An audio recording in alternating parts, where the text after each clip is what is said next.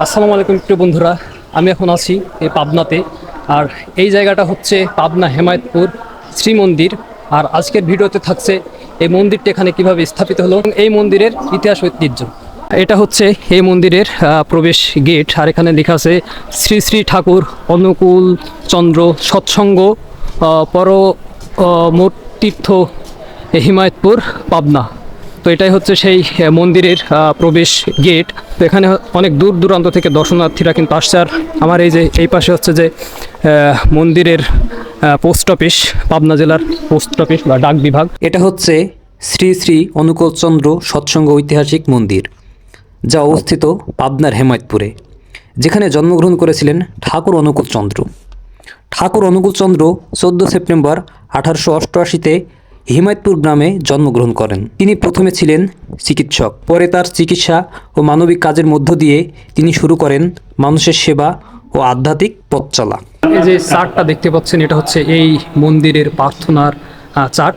এটা মূলত আপনার 365 দিনের কিন্তু যে প্রার্থনাটা হয়ে থাকে, সেই প্রার্থনার সময়সূচি এখানে দেওয়া আছে। এখানে প্রত্যেকটা দিনের সময়সূচি দেওয়া আছে, প্রাত আর সন্ধ্যা, মানে সকালে যেটা হয় সেটা এবং সন্ধ্যাবেলায় যেটা হয় সেটা।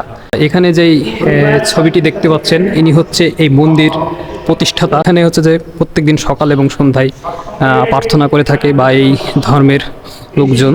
আমি আসছি সাপার, নওগাঁ জেলার সাপার।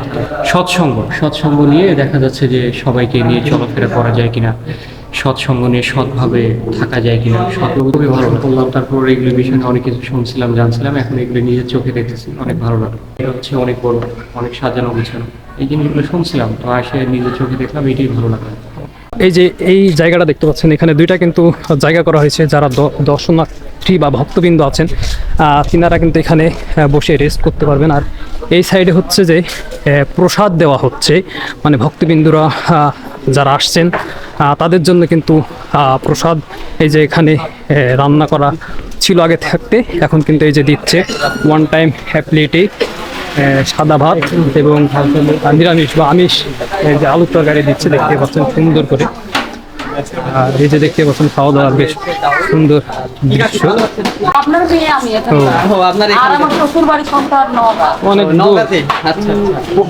এখানে কি এই প্রথম আসছেন নাকি এর আগে এসেছেন? এর আগেও কিন্তু কাকিরা এসেছে। আর দেখেন একটা মানে পরিবেশ সুন্দর করে কিন্তু লাইনবদ্ধভাবে কিন্তু বসেছে এবং লাইনবদ্ধভাবে বসানোর পরে কিন্তু খাবার দেওয়া হচ্ছে। প্রত্যেকদিন কি এই সময় দেওয়া হয়? মানে 1টা থেকে 2টা পর্যন্ত কিন্তু এখানে প্রসাদ দেওয়া হয়। যারা ভক্তবৃন্দ আছেন তাদের এই প্রসাদ কিন্তু এখানে দেওয়া হয়। দেখতেই পাচ্ছেন অনেক ভক্তবৃন্দ কিন্তু এখানে এসেছে, একদম পুরা জায়গা জুড়ে কিন্তু প্রসাদ সব খাওয়া দাওয়া চলছে।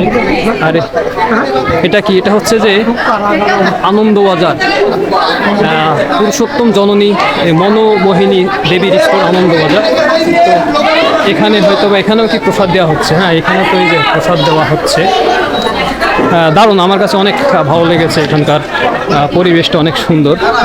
এগুলো হচ্ছে যে প্রসাদ ঘর আর কি, এখান থেকে কিন্তু খাবার নিয়ে যেয়ে ওখানে দেওয়া হয়। এটা ছিল পাবনার শ্রী শ্রী অনুকূলচন্দ্র সৎসঙ্গ মন্দিরের সংক্ষিপ্ত ইতিহাস। আজকের ভিডিওটা এখানে শেষ করলাম। দেখা হচ্ছে পরবর্তী ভিডিওতে। ভালো থাকবেন, সুস্থ থাকবেন। আল্লাহ হাফেজ।